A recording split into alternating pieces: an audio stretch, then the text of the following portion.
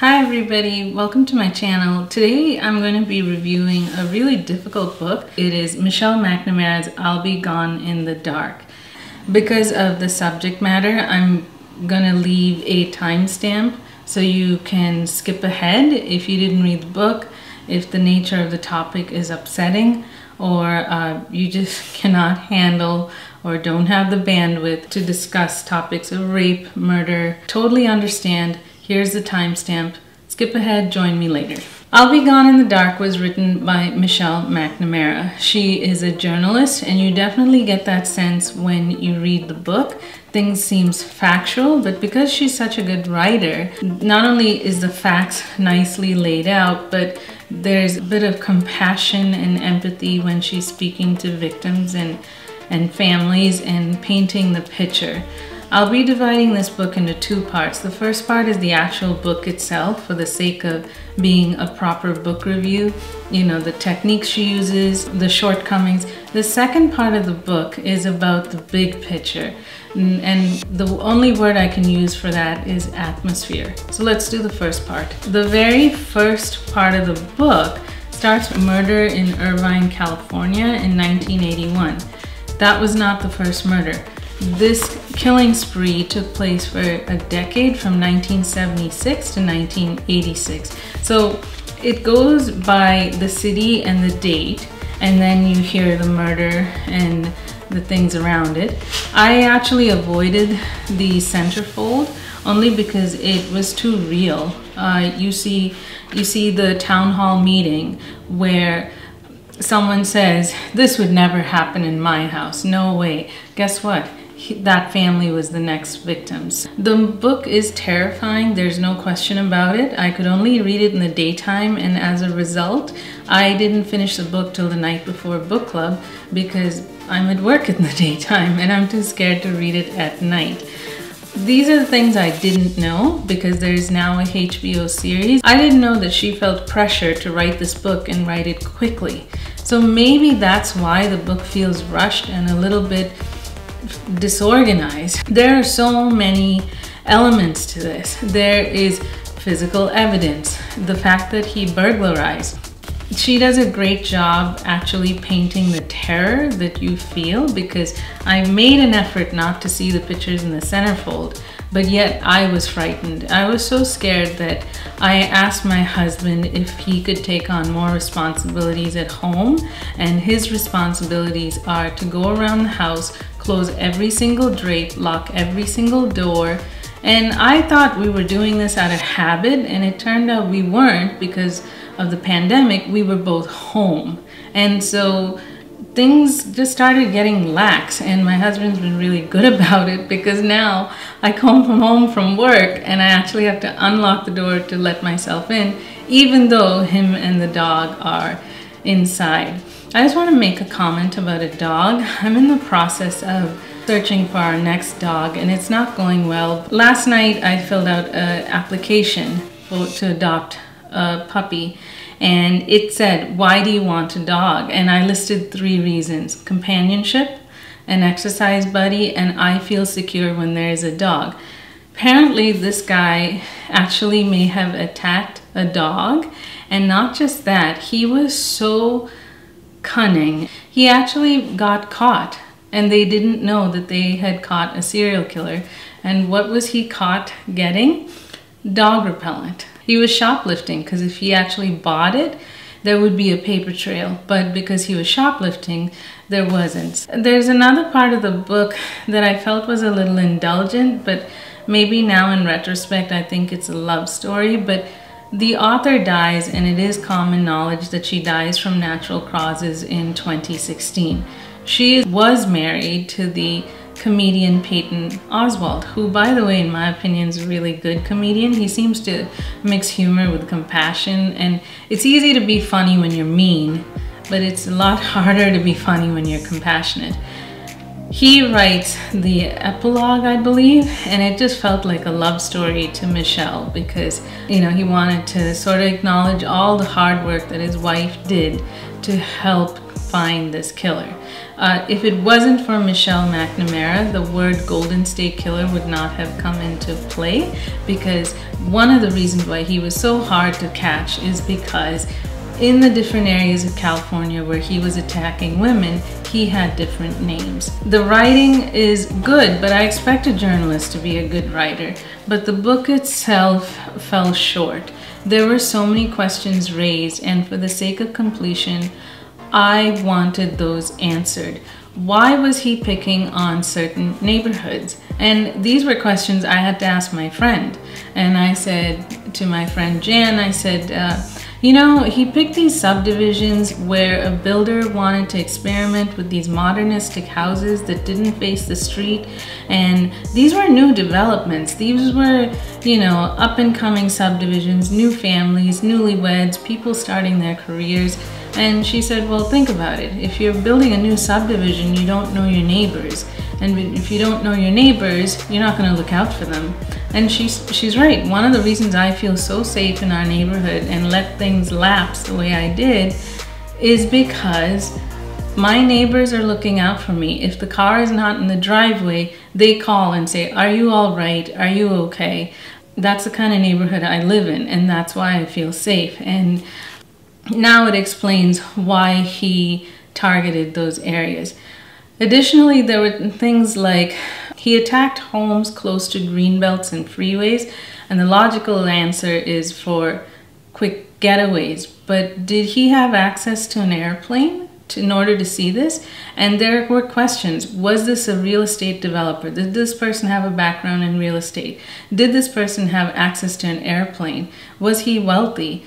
And the next question was, there was an absence of rapes and murders during college students' breaks. So was he a college student and his parents took him away during a break and that's why he couldn't wreak havoc on these families? There was a question about, is this person in law enforcement? Because one of the victims actually called the police, and the police arrived and knocked on the door, and she said, I thought you were here earlier because I heard a police radio.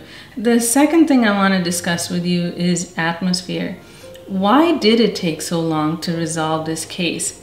And I have a few theories, and if you'll indulge me, I think it's worth considering, because books don't just come into our lives by accident, I think. I think books come into our lives to re-examine ourselves and the world that we live in and give us a fresh perspective.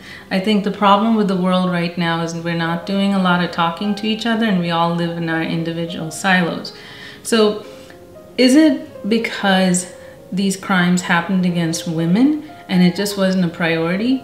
One person said that they found ski masks and ligatures to tie up the victims in a bush, and they called 911 and the dispatcher said throw it away. I couldn't even wrap my head around that. He left tons of evidence. He was scaling rooftops and people thought he was dropping clues, and then one investigator said no, he was running and things just fell out of his pocket. So there was physical evidence of unusual stuff that he was taking, like cufflinks, for instance. That was ignored. The next question is, did this not get resolved because of resources? If you have murders, burglaries, rapes, all kinds of crime, and according to statistics in the 1960s and 70s, crime was escalating, you just didn't have enough resources to send your police to training, send them on conferences, and actually communicate with each other and say, hey, we have this strange case. There are certain hallmarks that are very similar. Do you? I go to conferences professionally. I'm sure you do too. Does that mean police back then didn't? So that was my question about resources, is did they just not have money? You need a psychological profiler, you need a geographic profiler, and you need someone to actually scour pawn shops, because I don't mean to be a spoiler alert, but obviously this person was hiding in plain sight, and if you're following the case, you know who it is. You know that recently he was arrested, and you know that he pled guilty. Well, imagine if your partner came home every day with mysterious trinkets.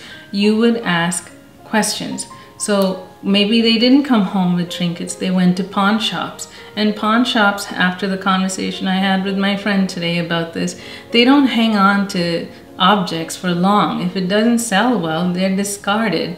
So you wouldn't have someone to scour pawn shops looking for things that victims said were missing from their homes.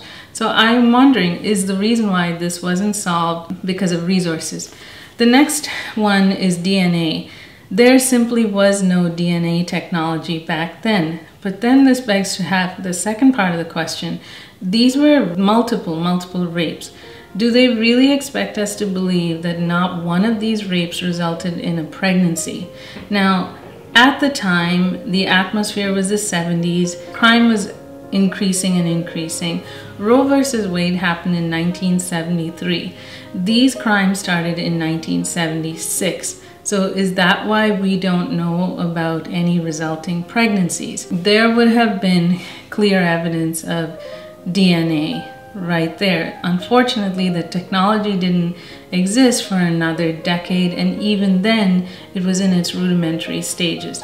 And this one last question is really bothering me, and that is, and this is going to be a spoiler alert, this man was married to a divorce attorney and he had 3 daughters. This woman was a divorce attorney. She was clearly intelligent. Are we really expected to believe she had no idea? This is the second part of my question or my suspicion. When things happen to women that are heinous, yes, it's perpetrated by men like this, but I think it's perpetuated by other women's silence or other women's acceptance. I truly believe, and I think a few people in the book even allude to this, he is kept escaping because we let him, and he continued to do what he did because it was allowed. So I would love to see someone interview the estranged wife because I believe she knew something. So hope you like this book. Don't be as hard on it as I was. The reason why I'm hard on the book as I am is at the end of the day, I understand that Michelle McNamara was a journalist, but this book is a book. And you have to change hats to a novelist if you're going to write a book like this to keep your readers from getting lost. And I found it distracting because of all the amount of detail, all the investigators, all the cities where this happened, all the victims. And in addition to that, it wasn't chronologically ordered. If you like this book, and I do too, even though I only gave it 3 out of 5 stars, you will be interested in the HBO series, I'll Be Gone in the Dark. The next book that we're reading for the book club series is The Bear. So The Bear is written by Andrew Krivak, and it seems kind of futuristic. I'm very early into this book. It looks like it's just a nice, clean, concise little book, and the cover art is beautiful. And also I just want to make a comment of the cover art in I'll Be Gone in the Dark. I couldn't even look at the book. I actually put the book face down on my nightstand because the cover art itself is so frightening. So The Bear, all I know right now is that it feels lonely. There's a father and a daughter, and they live in a cabin by a lake, and it just feels eerie and lonely. And I skipped ahead, and it takes place in the future. What happened? Why does it feel lonely? Where did everyone go? So that's going to be the book for November, and I hope you like it. I'm not finished at all. Next, if you're gonna read a heavy book like I'll Be Gone in the Dark, read a light book. This light book is called Another Good Dog, One Family and 50 Foster Dogs by Cara Achterberg. This woman lives in Pennsylvania, and she's living the life I want to live. She is an author, and because of the way she writes so compassionately and with such sensitivity, I want to actually find all the rest of her books and read them. I think it'll be just a nice little like palate cleanser after the heavy-duty books that I read. She ends up fostering 50 dogs, and I am flirting with the idea that my next dog will be a foster, preferably not a foster failure. That's when you foster and you end up adopting the dog. But I'm looking into the possibility of us being a foster home for dogs, simply because the next dog that I adopt will have to be better than like a Match.com candidate, because there's so many requirements of our next dog. Do they like to swim? Are they safe around children? It can't be a pit bull because so many cities have pit bull bans, and we cross the border and certain breeds aren't allowed across the border, and the pit bull is one of them. I personally love pit bulls. I find them very affectionate, very loyal, goofy, all the things I like in my current dog and I've had in past dogs. But it's just our stage of life right now doesn't allow it. And I'm wondering if our stage of life right now doesn't allow for another dog, and could I help by fostering? So really sweet little book. It was like a break from the trauma of this book to read, you know, about puppies and just something light. The other two books I'll be reading for November is The Rocket Man by Craig Nelson. This is for research for my own book that I want to do for NaNoWriMo. And A Ball, a Dog, and a Monkey, The Space Race Begins, 1957, by Michael D'Antonio. So far this book is quite good.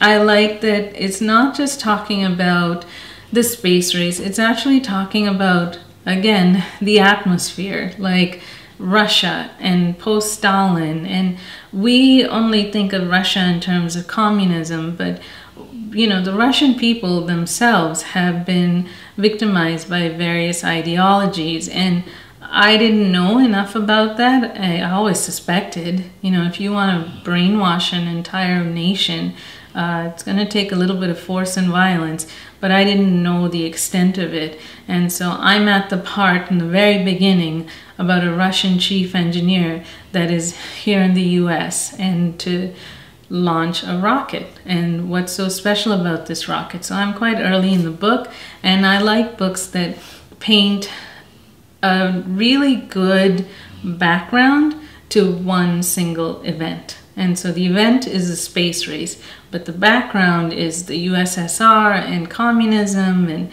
the Cold War and Eisenhower, and it's my kind of book. So I'm really excited about this.